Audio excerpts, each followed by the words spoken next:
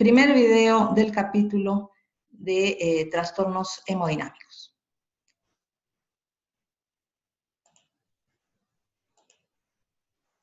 Se trata de el cuarto capítulo, pero vendría a ser el primero de la segunda fase. Empezamos con la distribución del agua corporal total. De nuestro peso corporal total, el 60% es agua. Sin embargo, la proporción de agua en los diferentes tejidos es variable. Por ejemplo, en el tejido adiposo solamente el 10% es agua. Es diferente, por ejemplo, en el tejido muscular, que tiene un porcentaje de agua bastante mayor. Del agua corporal total, 2/3 se encuentra dentro de las células y 1/3 está fuera de las células. De la totalidad del agua que está fuera de las células, esta se distribuye en el intersticio, que vienen a ser los tejidos conjuntivos, y dentro de los vasos sanguíneos. Dentro de los vasos sanguíneos se ubica del 5 al 7% del agua corporal total. Pasamos al concepto de edema. En cuanto a definición, tenemos que edema es el aumento de líquido en el tejido intersticial, o lo que es lo mismo en los tejidos conjuntivos. Anasarca es un término que se refiere al edema severo y generalizado. El edema en cavidades corporales implica líquido en el espacio pleural, se llamaría hidrotórax, líquido en el pericardio, que es una cavidad corporal, sería hidropericardio, hidroperitoneo, hidroartrosis, etc., ¿no? Líquido en cavidades corporales. Tenemos 5 mecanismos patogenéticos del edema. En cuanto al edema inflamatorio, nosotros ya lo conocemos bien, hay un aumento de la permeabilidad vascular, eso ya lo hemos estudiado. El líquido del edema inflamatorio es rico en proteínas. Tenemos otros mecanismos de edema, aumento de la presión hidrostática, un primer mecanismo de edema. Esto se refiere a la presión hidrostática de la sangre. Disminución de la presión oncótica. La presión oncótica está dada por las proteínas del plasma sanguíneo. Edema por obstrucción linfática y finalmente tenemos el edema por retención de sodio. En este caso se asocia a insuficiencia renal. Y también tenemos una estimulación excesiva del eje renina-angiotensina-aldosterona, como vamos a ver en las siguientes diapositivas. Factores que afectan el balance de los líquidos. Tenemos nosotros el lecho capilar, luego el polo arteriolar del lecho capilar y el polo venoso del lecho capilar. En el polo arteriolar predomina la presión hidrostática sobre la presión coloidosmótica dada por las proteínas. La presión hidrostática tiende a sacar líquido del intravascular hacia el tejido conjuntivo, o sea, hacia el intersticio. En cambio, la presión coloidosmótica dada por las proteínas tiende más bien a retener líquido dentro de los vasos sanguíneos, o si no, a que el líquido que salió regrese al intravascular. Tenemos también que parte del líquido del intersticio puede ser reabsorbido por los linfáticos, que van aumentando de tamaño de manera progresiva hasta que tengamos el conducto torácico, que es un conducto linfático de gran calibre, que puede desembocar en la vena subclavia izquierda. En esta diapositiva vemos que a nivel del polo arteriolar del lecho capilar predomina la presión hidrostática dada en rojo sobre la presión coloidosmótica o la presión oncótica dada por las proteínas y representada en verde. En el polo arteriolar del lecho capilar predomina la presión hidrostática. Entonces, en este polo tenemos una salida neta de líquido del intravascular al tejido conjuntivo. Conforme avanzamos a nivel del lecho capilar, tenemos que estas presiones se van igualando, porque al salir líquido fuera del vaso sanguíneo, la presión hidrostática va bajando y la presión coloidosmótica va subiendo porque disminuye el líquido intravascular y las proteínas se van concentrando. Este es el lecho capilar representado en esta diapositiva y tenemos el polo venoso del lecho capilar. En el polo venoso, más bien la presión hidrostática es inferior en magnitud a la presión oncótica, de modo que casi la totalidad del líquido que salió en el polo arteriolar regresa en el polo venoso, en base a esta presión oncótica que es superior a la presión hidrostática en este polo. Pero no regresa la totalidad del líquido. Siempre queda una pequeña cantidad de líquido que es reabsorbida por los linfáticos. Bueno, acá tenemos una diapositiva que ilustra lo que les estoy indicando. Esto es lo que sucede de manera normal. O sea que en el polo arteriolar del lecho capilar sale el líquido con una velocidad de 14 mililitros por minuto. Y en el polo venoso se reabsorbe con una velocidad de 12 mililitros por minuto. Y aquí está representado el lecho capilar. De todas maneras, se ve que no regresa el 100% de lo que sale. Salen 14 y regresan 12. Tenemos un sobrante, 2 mililitros por minuto, que es reabsorbido por los vasos linfáticos. Entonces, ¿cuál es la acumulación neta de líquido en el espacio intersticial o lo que es lo mismo en los tejidos conjuntivos? Es cero, porque eso es lo normal. O sea, lo normal es que no se forma ningún tipo de edema. Edema por aumento de la presión hidrostática. Una causa fundamental, impedimento del retorno venoso. Causas insuficiencia cardíaca congestiva, pericarditis constrictiva. En la pericarditis constrictiva hay una disminución del llenado ventricular y eso implica un impedimento del retorno venoso. En la insuficiencia cardíaca congestiva hay falla del corazón como bomba. Esto implica también una estasis venosa, porque el corazón no puede manejar la totalidad de volumen sanguíneo que le llega a los ventrículos. Cirrosis hepática. Obstrucción al flujo de la vena porta. Esa es una de las causas de ascitis. Los pacientes con cirrosis hepática tienen ascitis, o sea, líquido en la cavidad peritoneal, por dos mecanismos. Un mecanismo es obstrucción al flujo de la vena porta. Es aumento de la presión hidrostática. Tenemos también obstrucción o compresión venosa. Aquí la causa es trombosis de vasos sanguíneos, presión externa, inactividad de miembros inferiores.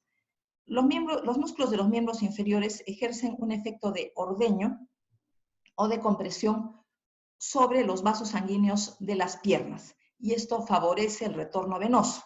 Entonces, la inactividad de miembros inferiores más bien constituye un impedimento del retorno venoso. Otras causas de aumento de la presión hidrostática. Tenemos la dilatación arteriolar dada por calor o mala regulación neurohumoral.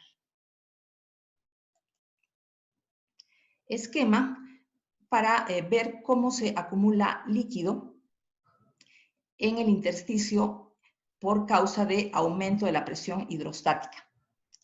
Sale gran cantidad de líquido al intersticio en el polo arteriolar, pero en el polo venoso la presión hidrostática sigue siendo alta por impedimento del retorno venoso, por ejemplo. A pesar de que los linfáticos pueden aumentar su capacidad de reabsorber líquido, esto no es suficiente para reabsorber la totalidad del líquido que salió. Entonces, sí hay una acumulación neta de líquido y tenemos que se forma edema.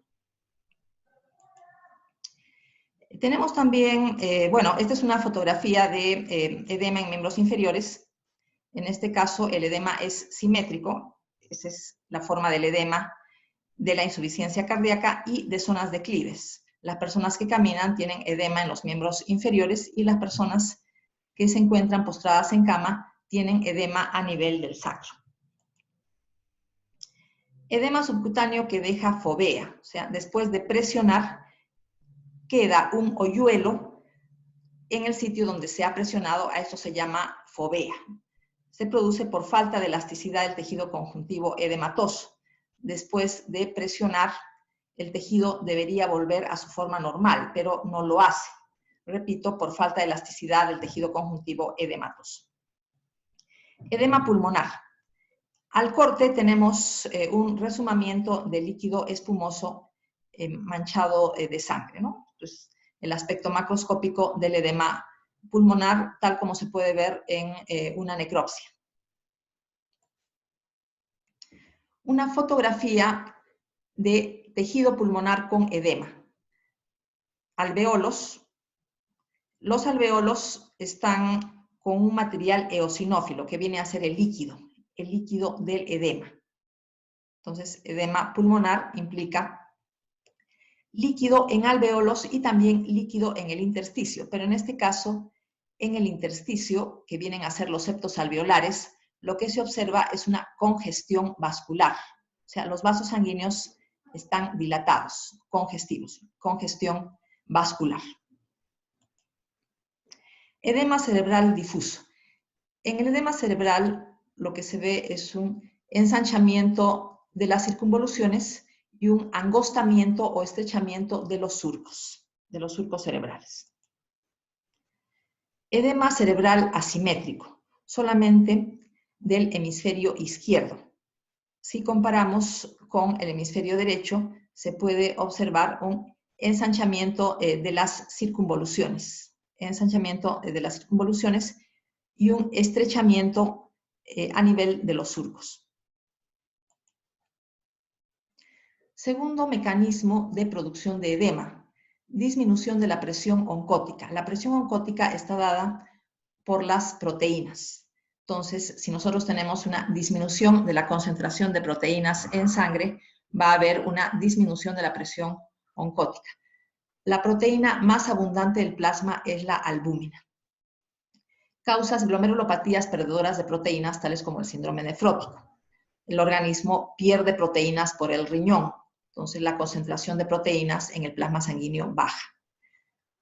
Segundo mecanismo de acumulación de líquido en la cavidad peritoneal en el caso de la cirrosis hepática. Hemos visto un primer mecanismo que es el aumento de la presión hidrostática a nivel de la vena porta. Un segundo mecanismo es la disminución de la síntesis de albúmina por parte del hígado cirrótico que funciona mal. Los hepatocitos sintetizan albúmina. Si hay una cirrosis hepática, estos hepatocitos no sintetizan albúmina de manera adecuada o por algún motivo la albúmina no llega a la sangre. Y tenemos entonces un segundo mecanismo de ascitis, que es disminución de la presión oncótica. En la malnutrición, evidentemente, la disminución de proteínas del plasma sanguíneo se debe a un deficiente aporte dietético. La gastroenteropatía perdedora de proteínas se puede ver en algunos casos de gastritis hipertróficas. Entonces, se pierde por el tubo digestivo proteínas. Esquema para ver presencia de edema debido a disminución de la presión oncótica. Entonces, tenemos que la presión oncótica es muy baja, tanto en el polo arteriolar como en el polo venoso. Entonces, es insuficiente para que la mayor parte del líquido que salió en el polo arteriolar regrese. Entonces, parte del líquido se queda en el intersticio o en los tejidos conjuntivos, lo cual implica edema, a pesar del aumento de la capacidad de reabsorber líquido de los vasos linfáticos. De todas maneras, hay una acumulación neta de líquido en el intersticio. Edema por obstrucción linfática. Tenemos entonces edema por fibrosis de linfáticos posinflamación o posirradiación, linfáticos bloqueados. Recordamos que solamente una pequeña proporción de líquido no regresa al intravascular a nivel del polo venoso, y esta pequeña proporción de líquido es reabsorbido por los vasos linfáticos. Entonces, un bloqueo en la circulación linfática va a causar edema. Los vasos linfáticos pueden estar bloqueados por parásitos, tales como las filarias, o por émbolos neoplásicos. Tenemos también que los vasos linfáticos pueden ser comprimidos. Tal es el caso de tumores. Pueden comprimir los vasos linfáticos si tenemos una obstrucción extrínseca. Extirpación de vasos linfáticos y ganglios linfáticos de drenaje. Sucede en el tratamiento de neoplasias. Ejemplo típico, cáncer de mama. Se extirpa los ganglios de la axila correspondiente. Entonces tenemos un edema del brazo. Edema del brazo en este tipo de pacientes. Es un edema de tipo linfático o originado por una deficiencia de vasos linfáticos. Esquema para ilustrar el edema por obstrucción linfática. Los vasos linfáticos pueden estar obstruidos por un tumor. Entonces, esa pequeña cantidad de líquido que debería retornar al intravascular mediante los vasos linfáticos no regresa al intravascular y se acumula de manera neta en el tejido conjuntivo. Elefantiasis. Aquí observamos un edema asimétrico.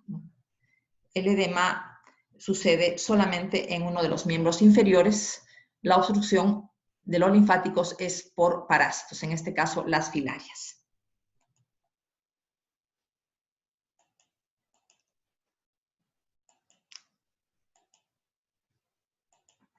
Edema por retención de sodio. Implica mala función renal, o sea, insuficiencia renal, acompañado por una ingesta excesiva de sal. Ese es uno de los mecanismos de edema por retención de sodio. El otro mecanismo es hipoperfusión renal. La hipoperfusión renal estimula el eje renina-angiotensina-aldosterona y la aldosterona actúa sobre el riñón, particularmente sobre el túbulo contorneado distal, donde produce la retención de sodio y agua. La estimulación de este eje empeora el edema de la insuficiencia cardíaca y el que es causado por disminución de la presión oncótica, porque a la larga lo único que hace es aumentar la presión hidrostática. Y si no se ha corregido la causa primaria, el edema va a empeorar. Sobre el edema inflamatorio, ya nosotros sabemos que hay un aumento de la permeabilidad de vasos sanguíneos por acción de citoquinas inflamatorias. El líquido del edema inflamatorio tiene alta concentración de proteínas, es lo que se llama un exudado, a diferencia de un trasudado. Un trasudado puede ser una consecuencia de edema por aumento de la presión hidrostática o disminución de la presión oncótica o también retención de sodio y agua. Edema inflamatorio, aquí hay un aumento de la permeabilidad vascular de manera independiente a la presión hidrostática o a la presión coloidosmótica y no se puede reabsorber en su totalidad a pesar de un aumento en la capacidad de drenaje de los ganglios linfáticos, de los vasos linfáticos. Foto para ilustrar edema inflamatorio de miembro superior por quemadura.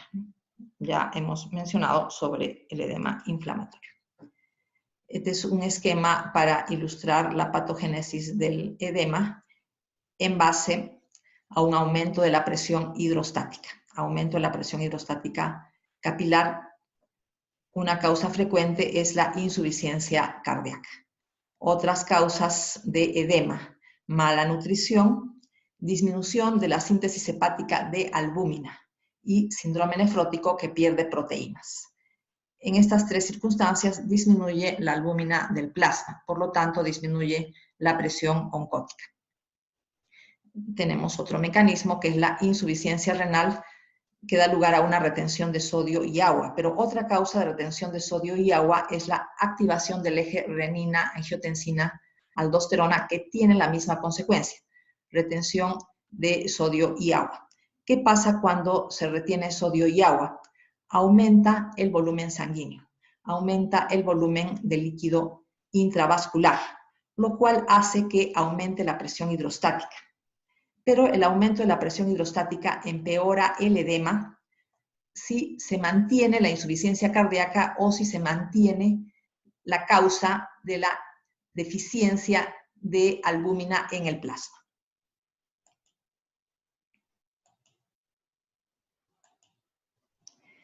Bueno, acá tenemos un esquema para ilustrar la presión hidrostática normal y volumen sanguíneo circulante normal, tanto en el polo arteriolar como en el lecho capilar y en el polo venoso. ¿Qué sucede en la hiperemia? En la hiperemia tenemos una vasodilatación, una de las causas de edema. La vasodilatación puede ser causada por la inflamación o por el ejercicio. Entonces hay un aumento de flujo sanguíneo a nivel del lecho capilar y este aumento del flujo sanguíneo se mantiene a nivel del polo venoso.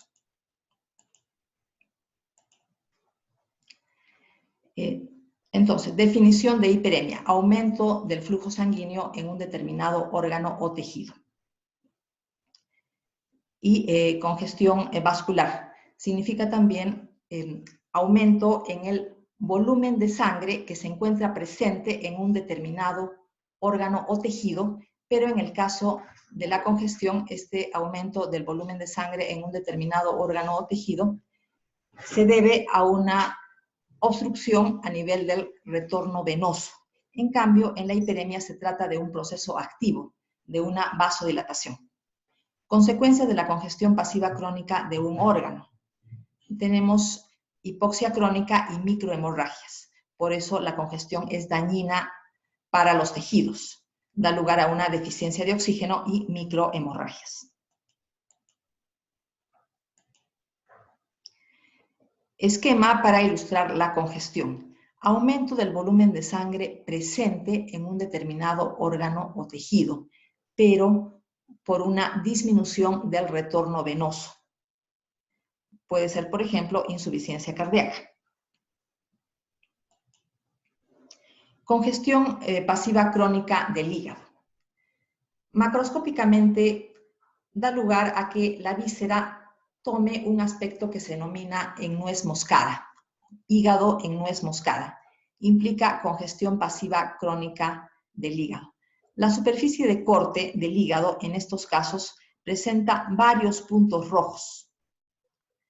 Cada punto rojo está rodeada por una zona de tejido más claro. Entonces, repito, varios puntos rojos. Cada punto rojo rodeado por una zona de tejido más claro. Los puntos rojos representan las venas centrolobulares dilatadas por la congestión vascular. Y las zonas claras que rodean representan el parénquima hepático con una congestión de menor nivel. Microscópicamente, ¿cómo se ve el hígado en nuez moscada? A nivel de las venas centrolobulares se puede observar una atrofia o incluso necrosis. La necrosis es una consecuencia de la hipoxia. Hemos hablado de hipoxia crónica, pero esta hipoxia crónica puede llevar a la necrosis. No siempre hay necrosis, a veces simplemente atrofia.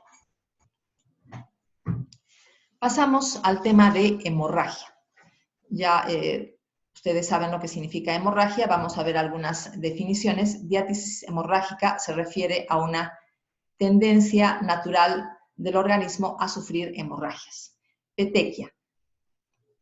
Hemorragias puntiformes de menos de 3 milímetros. Son como puntos rojos. Púrpura. Hemorragias aplanadas de más de 3 milímetros, pero menos de 1 centímetro. Se refiere prácticamente a las superficies, por ejemplo, la piel o también superficies planas como las mucosas.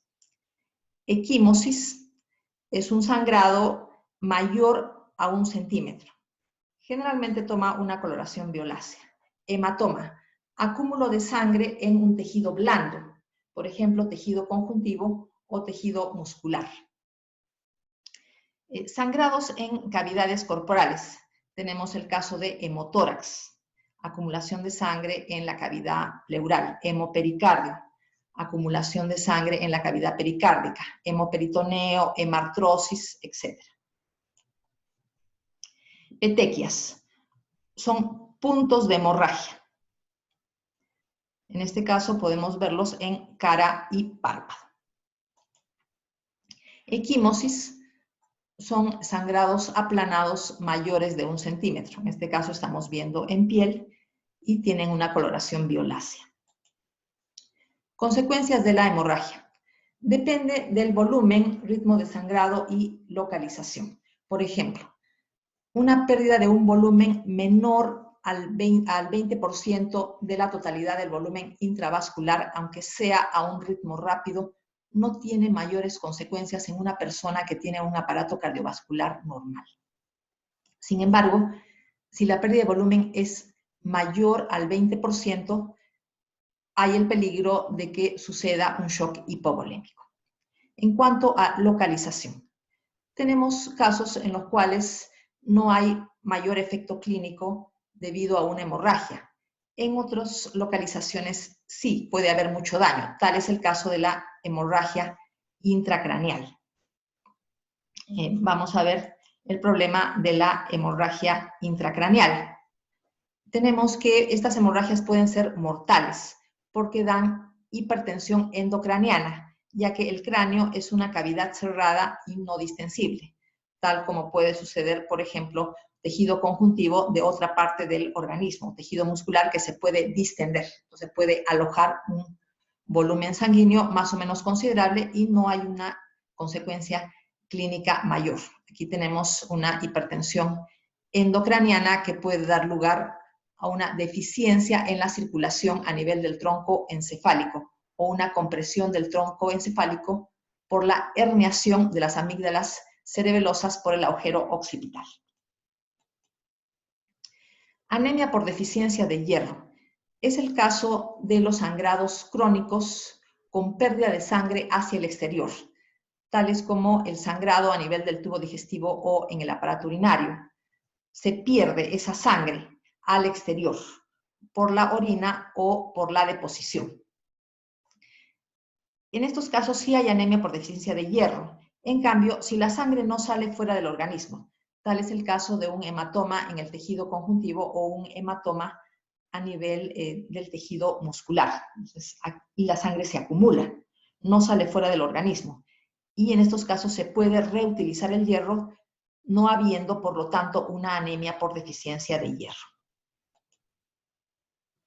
Hemorragias petequiales en mucosa del colon como consecuencia de trombocitopenia. Tenemos entonces puntos hemorrágicos que vienen a ser las petequias, pero también vemos otras zonas donde la hemorragia tiene una superficie mayor. Pasamos al tema de hemostasia. La hemostasia normal está regulada por 3 componentes. La pared vascular, donde el endotelio juega un rol fundamental, las plaquetas y la cascada de la coagulación. La definición de trombo, ustedes seguramente ya la saben, la presencia de un coágulo sanguíneo en el interior de un vaso sanguíneo que no ha sufrido una pérdida de continuidad o no tiene una solución de continuidad. Vamos a ver algunos conceptos sobre hemostasia normal. Cada vez que se estimula la hemostasia, o sea, la formación de un trombo en el interior de los vasos sanguíneos, tenemos un primer elemento que es la vasoconstricción. Este es un evento reflejo, consecuencia de la liberación de endotelina. ¿Quién fabrica endotelina? El mismo endotelio. Y esta endotelina causa vasoconstricción. Entonces, tenemos un primer evento durante la producción del tapón hemostático, durante la hemostasia normal. ¿Dónde se produce el trombo? Se produce el trombo donde ha habido un daño en la pared vascular, por ejemplo, daño endotelial. Este daño endotelial puede ser causado por necrosis del endotelio. Esa es una de las causas. La necrosis del endotelio expone a la sangre al colágeno de la membrana basal del mismo endotelio o al colágeno de la pared vascular. Y esta es una estimulación de la producción de trombo. Primer evento, vasoconstricción, que es un evento reflejo. Segundo evento, formación del tapón hemostático primario. El tapón hemostático primario está dado solo por las plaquetas. Entonces, las plaquetas se agregan en la zona donde el colágeno ha sido expuesto. Colágeno de la membrana basal del mismo endotelio y colágeno de la pared del vaso. Nuevamente menciono el daño al endotelio como estímulo de la trombosis. Las plaquetas se unen al colágeno de membranas basales o pared del vaso no de manera directa. Hay una molécula intermediaria. Esta molécula intermediaria se denomina factor de von Willebrand. Es una proteína que actúa como intermediaria entre la plaqueta y la molécula de colágeno. Primer evento en la formación del tapón hemostático primario, adhesión plaquetaria. Entonces, las plaquetas acuden a la zona donde ha habido daño en la superficie interna de los vasos. Adhesión plaquetaria. Segundo evento, cambio de forma.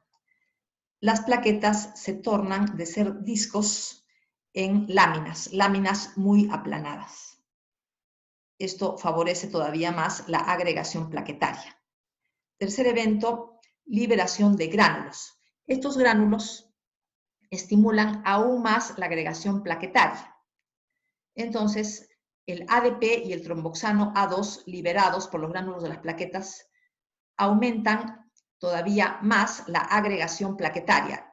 Estas dos sustancias son proagregantes plaquetarios. Tenemos después el reclutamiento. Durante el reclutamiento, cada vez más plaquetas se van adhiriendo a la zona donde se está formando el tapón hemostático primario. Pero hay que tener en cuenta que este es un tapón hemostático bastante débil, dado solo por plaquetas. Después se forma el tapón hemostático secundario, que es mucho más firme. En el tapón hemostático secundario actúa la cascada de la coagulación. La cascada de la coagulación refuerza el tapón hemostático primario mediante la fibrina.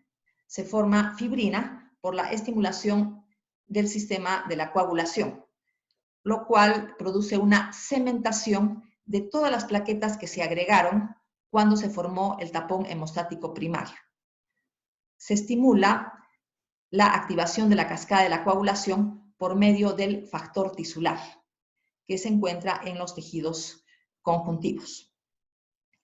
Las plaquetas dan o proporcionan una base de fosfolípidos, que está dado fundamentalmente por los fosfolípidos de la membrana, para que se active el sistema de la coagulación y pueda funcionar como cascada. Pues tenemos como eventos finales la activación de la trombina. La trombina es el factor 2 de la coagulación. El factor 2 de la coagulación activado actúa sobre el factor 1 de la coagulación, que es el fibrinógeno. Y el factor 1 de la coagulación se activa y se convierte en fibrina.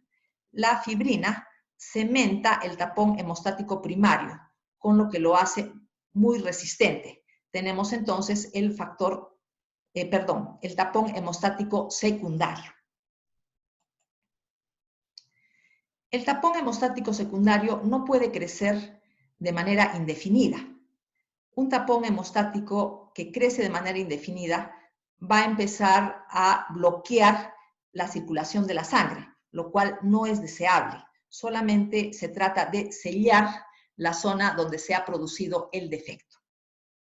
Tiene que haber, por lo tanto, eventos antitrombóticos que limiten la formación del tapón hemostático secundario a la zona donde se necesita, que es la zona donde ha habido una lesión a nivel del endotelio o lesión de la pared vascular. Tenemos como mecanismos que limitan la extensión del trombo la liberación del activador tisular del plasminógeno por parte del endotelio y también la trombomodulina. La trombomodulina bloquea la cascada de la coagulación. Esta diapositiva nos da a conocer los factores anticoagulantes del endotelio. El endotelio presenta a nivel de su membrana, la célula endotelial presenta a nivel de su membrana moléculas similares a la heparina. Estas moléculas similares a la heparina de esta superficie ligan la antitrombina 3. La antitrombina 3 es un anticoagulante natural. La antitrombina 3, cuando se une a las moléculas tipo heparina, puede actuar sobre la trombina, inactivándola. Y también la antitrombina 3, además de inactivar a la trombina, inactiva los factores 9 activado de la coagulación y el factor 10 activado de la coagulación. También se cuenta con la vía del inhibidor del factor tisular. El inhibidor del factor tisular es sintetizado por el endotelio y se expresa en su membrana. Y el inhibidor del factor tisular inactiva los complejos de factor tisular con el factor 7 activado de la coagulación. Tenemos igualmente el papel de la trombomodulina. Es una molécula anticoagulante expresada en la superficie de la célula endotelial.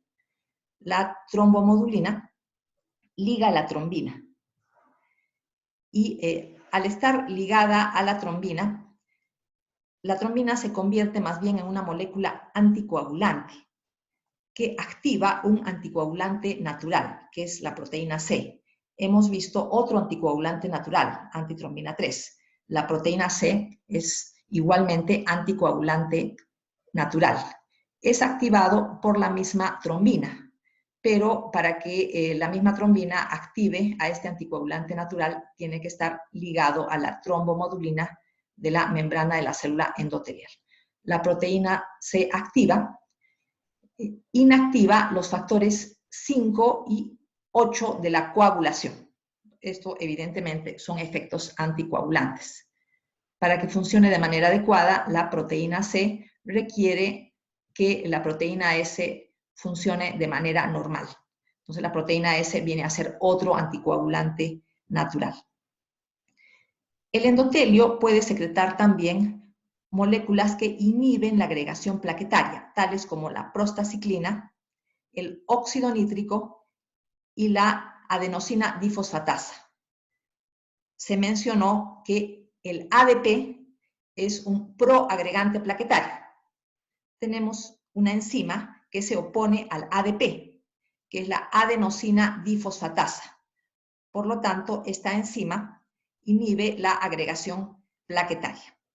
Se tiene también la producción del activador tisular del plasminógeno, que es producido por el endotelio, que activa la fibrinólisis. Se mencionó el activador tisular del plasminógeno a propósito de la limitación de la extensión de un trombo.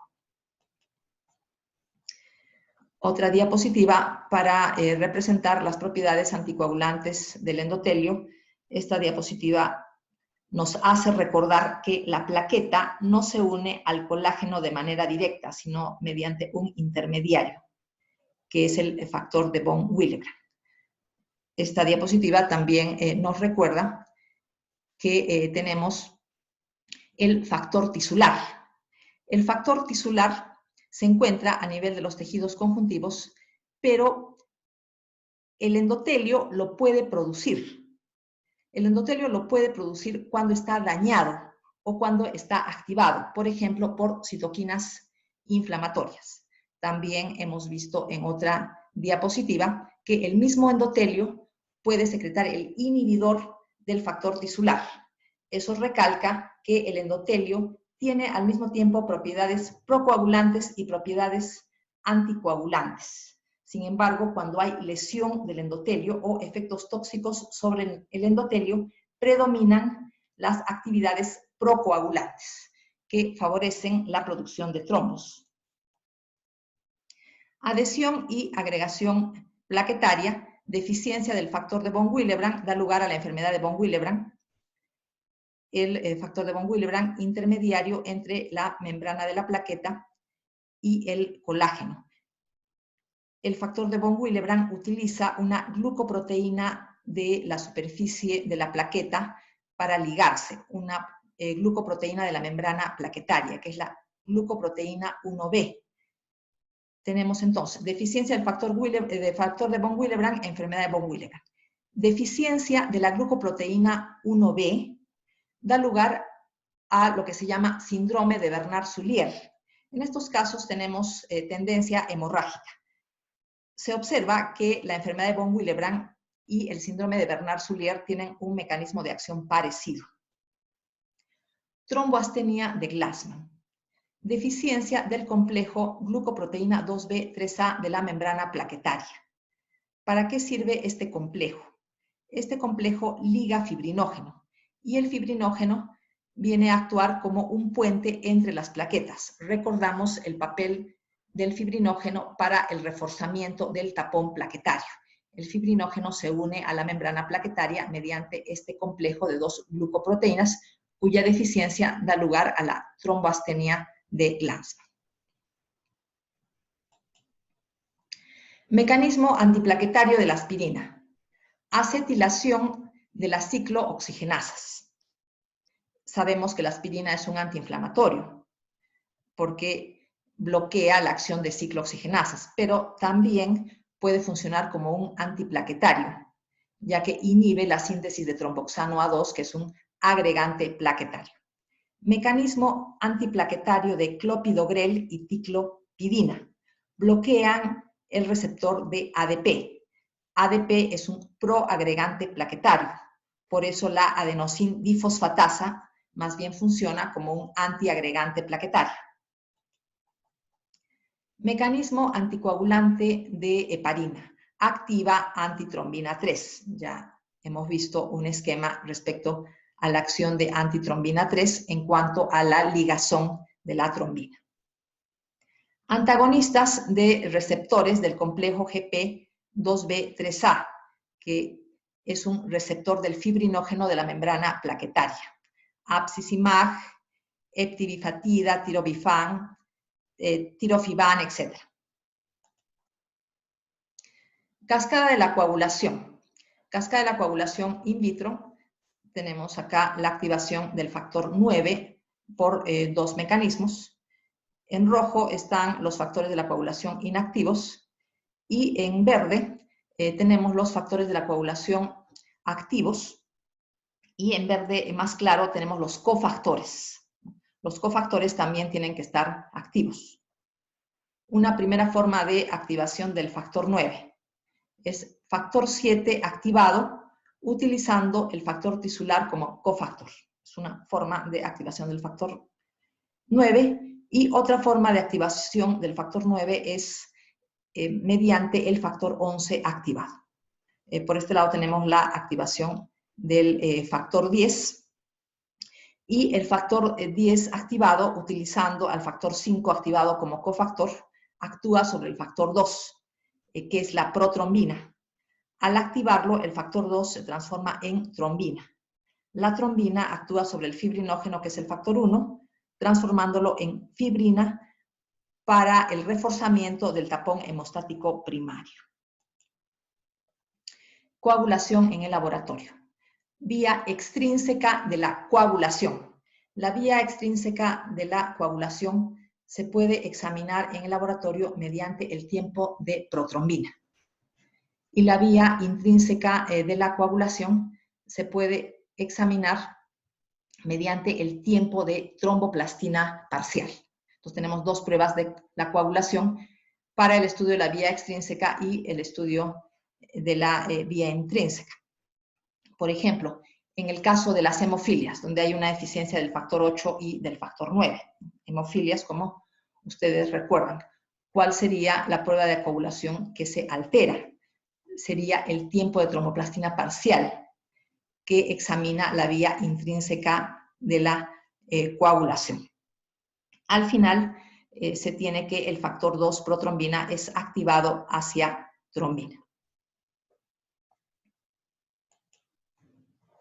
Ilustración esquemática de la activación del factor 10. El factor 10 inactivo es activado por el factor 9A, utilizando como cofactor el factor 8A. Entonces tenemos el factor activado, el factor inactivado, el cofactor y la importancia del calcio en la coagulación. se activa el factor 10. El factor 10, a su vez, activa al factor 2, que es la protrombina, utilizando como cofactor al 5A. Los cofactores, como sabemos, son aceleradores de estas reacciones de activación. Otro esquema parecido, donde se ilustra la activación del factor 10 por parte del factor 7 activado, utilizando como cofactor el factor tisular. Nuevamente se recalca la importancia del calcio. El factor 10 activado, a su vez, activa la protrombina, que es el factor 2 que ya fue mencionado. Papel central de la trombina en la hemostasia y en la activación celular. Ya hemos visto el papel de trombina. Favorece la agregación plaquetaria y además favorece la formación del tapón hemostático secundario. Pero la trombina también tiene efectos inflamatorios. Por ejemplo, activa monocitos. También activa linfocitos. Igualmente activa el endotelio. Puede utilizar para ello la presencia de receptores activados por proteasas, que ya fueron mencionados. La activación del endotelio aumenta la expresión de moléculas de adhesión, lo cual favorece la adhesión de neutrófilos. Este es un mecanismo de favorecimiento de la inflamación, al igual que la activación de monocitos y de linfocitos.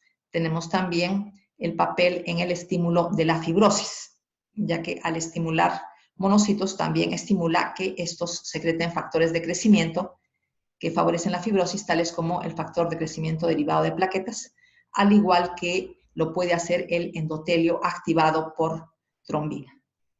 Tenemos también que el endotelio tiene la capacidad de sintetizar óxido nítrico, prostoaciclina y el activador tisular del plasminógeno. Sistema fibrinolítico, para ilustrar activadores e inhibidores del plasminógeno. Tenemos el activador tisular del plasminógeno y la uroquinasa, que activan al plasminógeno para transformarlo en plasmina, que es una molécula fibrinolítica, que evita que se extienda el tapón hemostático primario. La plasmina tiene proteínas que circulan en la sangre y que se oponen a su acción. Es la alfa-2 antiplasmina. La alfa-2 antiplasmina puede unirse a la plasmina libre, con lo cual bloquea su actividad fibrinolítica. Pasamos al tema de trombosis. Este esquema presenta la tríada de Birkhoff para ilustrar los tres factores fundamentales en la formación del trombo. Tenemos el primer componente de la tríada de Birkhoff, daño endotelial, que desencadena la producción de trombos. Sucede durante inflamación, hay daño al endotelio por citoquinas inflamatorias. La hipercolesterolemia también puede dañar el endotelio. Hay otros tóxicos endoteliales, por ejemplo, la homocisteína. Flujo sanguíneo anormal. Implica estasis en el flujo vascular o flujo sanguíneo turbulento. Ejemplo de estasis. Fibrilación auricular. La sangre no puede circular de manera normal de la aurícula al ventrículo. Esto a nivel del lado izquierdo fundamentalmente por la fibrilación auricular. Hay una estasis de sangre en la aurícula izquierda por la fibrilación, lo cual favorece la formación de trombos en esta aurícula. Reposo en cama. El reposo en cama pierde el efecto, las personas con reposo en cama pierden el efecto de ordeño de los músculos de los miembros inferiores sobre los vasos sanguíneos de las piernas, lo cual implica un bloqueo en el retorno venoso. Hipercoagulabilidad. Los estados de hipercoagulabilidad son también favorecedores de la trombosis. Las causas pueden ser hereditarias. Por ejemplo, heredar el factor 5 de la coagulación mutado. Esta mutación es tan frecuente que tiene un nombre propio, se llama mutación de Leiden. Leiden es la ciudad holandesa donde se describió por primera vez a una persona que tenía el factor 5 mutado como causa de trombosis a repetición. Tenemos estados de hipercoagulabilidad adquirida, tales como el cáncer diseminado. Ejemplo, adenocarcinoma de colon, adenocarcinoma de páncreas. Se trata de cánceres que producen mucina. Esta mucina puede pasar a la sangre y en la sangre estimular la producción de trombos. Lesión endotelial y trombosis, primer componente de la triada de Birkhoff. Las plaquetas se exponen al contacto con la matriz extracelular. Los materiales de la matriz extracelular son fuertemente trombógenos, sobre todo el colágeno. Tenemos también el colágeno en las membranas basales de los vasos sanguíneos, lo que implica la trombosis causada por necrosis del endotelio. Segundo componente de la triada de Birkhoff, alteraciones en el flujo sanguíneo normal. Tenemos la estasis y, por otro lado, el flujo sanguíneo turbulento. En los dos casos, se altera el flujo sanguíneo laminar. El flujo sanguíneo laminar se opone a la trombosis porque mantiene a las plaquetas alejadas del endotelio. Diluye factores de la coagulación activados espontáneamente. Transporta anticoagulantes naturales y también transporta inhibidores de factores de la coagulación. Entonces, el flujo laminar es muy deseable para evitar la trombosis. Alteraciones del flujo sanguíneo normal, placas arterioscleróticas, dan lugar a un flujo turbulento porque producen obstrucciones o estrechamientos en los vasos sanguíneos. Los aneurismas y varices dan trombosis al producir estasis vascular. La dilatación de las arterias se denomina aneurisma. Las dilataciones de las venas se denominan varices. Las zonas de miocardio no contráctil, tal como sucede en un infarto, dan lugar a estasis vascular. ¿Por qué sucede esto? Porque cuando ha habido un infarto, el corazón se recupera mediante cicatrización, pero la cicatriz tiene solamente tejido conjuntivo, no tiene tejido contráctil, no tiene miocardiocitos que puedan contraerse. Por lo tanto, la zona no contráctil es una zona de estasis vascular. Estenosis mitral causa estasis vascular en aurícula izquierda, retención de sangre en aurícula izquierda. La fibrilación auricular da lugar a retención de sangre en aurícula izquierda, lo cual favorece la formación de trombos en aurícula izquierda. La hiperviscosidad implica que la sangre es demasiado densa, demasiado espesa. Una sangre demasiado espesa circula muy lentamente por los vasos sanguíneos pequeños, lo cual favorece la trombosis. Sucede en el caso de la policitemia, exceso de glóbulos rojos en la sangre, eso hace que la sangre sea muy espesa.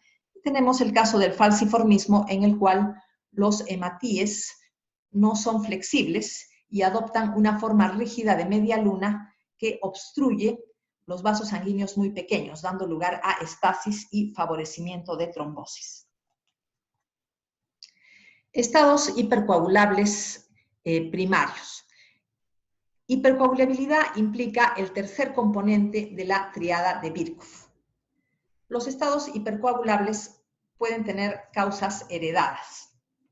Comunes, mutación del gen del factor 5, factor de Leiden. Ya hemos explicado por qué tiene un nombre propio. La mutación heredada altera el sitio de inactivación, por ejemplo, inactivación por trombina. Tenemos otras causas, mutación en el gen de protrombina. En este caso, no hay una deficiente inactivación de protrombina. Más bien, en este caso hay un exceso de protrombina. La mutación implica exceso de síntesis de protrombina.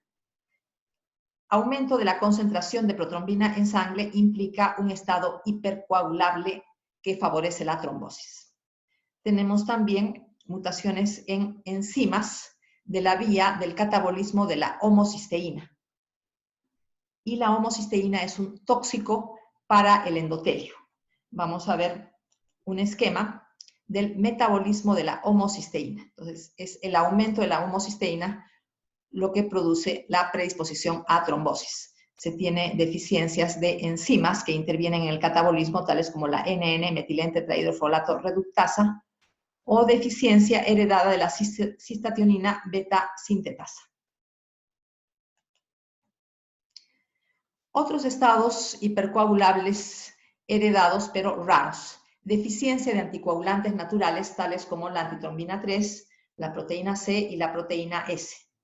Los defectos de la fibrinólisis heredados son bastante raros también, pero igualmente causan una predisposición a la trombosis. Estados hipercoagulables adquiridos. Estamos igualmente a nivel del tercer pilar de la triada de Birkhoff.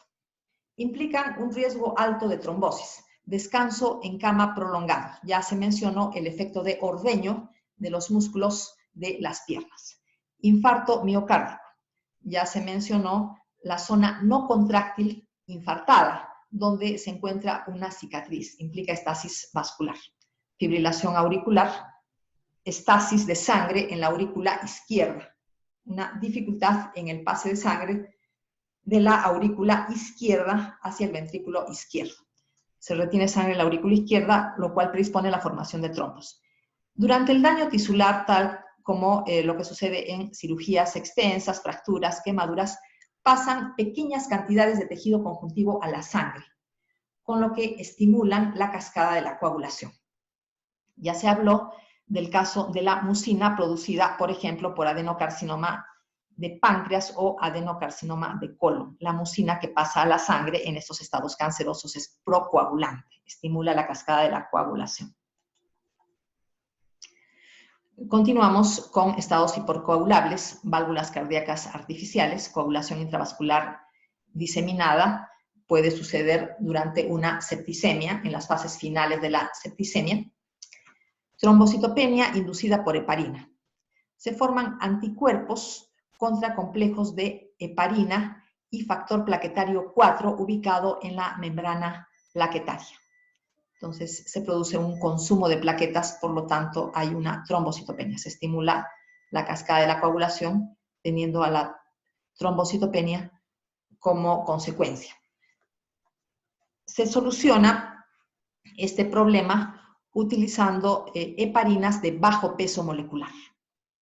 Síndrome antifosfolípido, llamado también síndrome del anticoagulante lúpico. Si nosotros escuchamos este término anticoagulante lúpico, nosotros pensaríamos que da lugar a hemorragias. Sin embargo, el síndrome antifosfolípido implica riesgo de trombosis. Puede ser primario, o sea, solo síndrome antifosfolípido, y también el caso de los pacientes con lupus, que tienen síndrome antifosfolípido asociado a lupus. Sería síndrome antifosfolípido secundario. Hay una activación plaquetaria y un riesgo de trombosis. Riesgo bajo de trombosis, cardiomiopatía, una deficiencia en la contractilidad miocárdica de causa heredada. Hay una estasis de sangre en el corazón. Síndrome nefrótico, se pierden proteínas en orina y los anticoagulantes naturales tipo antitrombina, proteína C, proteína S, son proteínas. Entonces pueden perderse durante el síndrome nefrótico. Estados de hiperestrogenismo. La elevación de estrógenos en la sangre aumenta la síntesis hepática de factores de la coagulación. Y este es un mecanismo de hipercoagulabilidad. Aumenta la concentración de estrógenos en la sangre en embarazadas y en mujeres que usan anticonceptivos orales.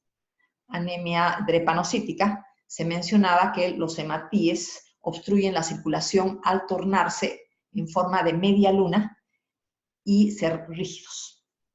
El tabaquismo da lugar a daño endotelial. ¿Ustedes recuerdan? El daño endotelial como uno de los componentes de la triada de Birkhoff. Morfología del trombo. Existe una zona de adherencia a la pared del vaso o endocardio. Es la zona donde ha habido daño al endotelio o daño a la pared vascular. Ahí se forma el trombo y ahí, por lo tanto, el trombo está adherido. En cámaras cardíacas o aorta, es decir, en zonas donde hay un flujo sanguíneo rápido, los trombos tienen líneas de sangre, que significan capas claras con predominio de fibrina y plaquetas alternadas con capas oscuras de predominio de hematíes. Entonces tenemos líneas más claras alternadas con líneas más oscuras que se denominan líneas de sangre. Trombos blancos. Se producen en sitios de flujo sanguíneo activo, generalmente arterias, o también en cámaras cardíacas. Tienen un color grisáceo por la mayor cantidad de fibrina y plaquetas. Trombos rojos o de estasis. Evidentemente, estos se forman de preferencia en venas. Tienen un color más oscuro por la mayor cantidad de hematíes y menor cantidad de fibrina y plaquetas.